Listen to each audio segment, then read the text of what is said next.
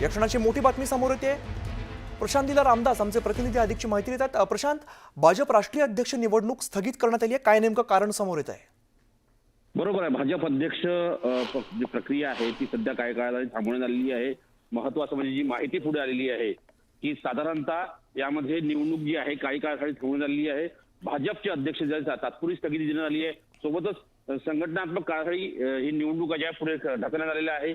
लवकरच नवीन तारखा घोषित होण्याची शक्यता आहे। पण यापूर्वी जर बघितलं आपण तर माहिती मिळते चर्चेची संभाव्य उमेदवार जे आहेत त्यामध्ये अर्जुनराव मेघवाल आहेत, मनोहर खट्टर होते, शिवराज सिंग चौहान होते, धर्मेंद्र प्रधान होते, भूपेंद्र यादव होते, वसुंधरा राजे होते, सुनील बनसर होते, विनोद तावडे होते।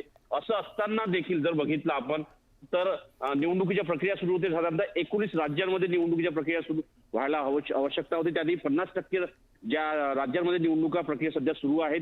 असं असताना अचानकपणे निर्णय घेण्यात आला। सध्या भारतीय जनता पक्षाची जी अध्यक्षपदाची प्रक्रिया आहे ती सध्या थांबवण्यात आलेली आहे। आणि महत्त्वाचं म्हणजे जर बघितलं आपण या सगळ्या पार्श्वभूमीवरती की हेही अत्यंत महत्त्वाचं आहे की सोबतच यामध्ये ज्या सध्याच्या संघटनात्मक निवडणुका होत्या त्या देखील निवडणुका थांबवण्यात आलेल्या आहे। स्टुडिओ प्रशांत, तुम्ही सोबतच राहा, पुढच्या बातमीवर सुद्धा तुमच्याकडून माहिती हवी आहे। दरम्यान दिल्लीमध्ये हालचालींना वेग आलेला आहे। संसदेच्या संरक्षण स्थायी समितीची बैठक सुरू झालेली आहे।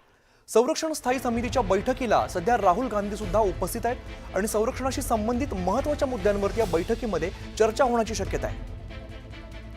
पुन्हा जाऊया, आमचे प्रतिनिधी प्रशांत सध्या आपल्यासोबत आहेत। प्रशांत, अतिशय महत्त्वाची बैठक खरं तर म्हणावी लागेल। कोणते कोणते मुद्दे या बैठकीमध्ये चर्चेला येऊ शकतात? महत्त्वाचं म्हणजे जर बघितलं संसदेमध्ये अनेक्सी मध्ये स्थायी समितीची खास करून डिफेन्सच्या संदर्भातली संरक्षण मंत्रालयाच्या संदर्भातील स्थायी समितीची बैठक सुरू आहे। आणि खास करून यामध्ये जर बघितलं आपण तर या बैठकीमध्ये राधामोहन सिंग उपस्थित आहे, त्यानंतर राहुल गांधी उपस्थित आहे, विष्णुदत्त राय उपस्थित आहे, जगन्नाथ सरकार उपस्थित आहे, शक्तिसिंग गोयल उपस्थित आहे। सोबतच काँग्रेसचे नेते आणि लोकसभेतील विरोधी पक्ष नेते राहुल गांधी देखील उपस्थित आहे। या बैठकीमध्ये सध्या पहलगाममध्ये जो निष्पाप पर्यटकांची हल्ला झाला होता त्या हल्ल्याच्या संदर्भात काही चर्चा होण्याची शक्यता व्यक्त केली जात आहे। त्यामुळे अत्यंत महत्त्वाची ही बैठक आहे। एकीकडे सकाळी राजनाथ सिंग यांनी पंतप्रधान नरेंद्र मोदी यांची भेट घेतली, त्यानंतर आज संसदेच्या संरक्षण मंत्रालयाच्या संदर्भातील स्थायी समिती बैठक सध्या संसदेच्या अनेक्सीच्या कार्यालयामध्ये सुरू झालेली आहे।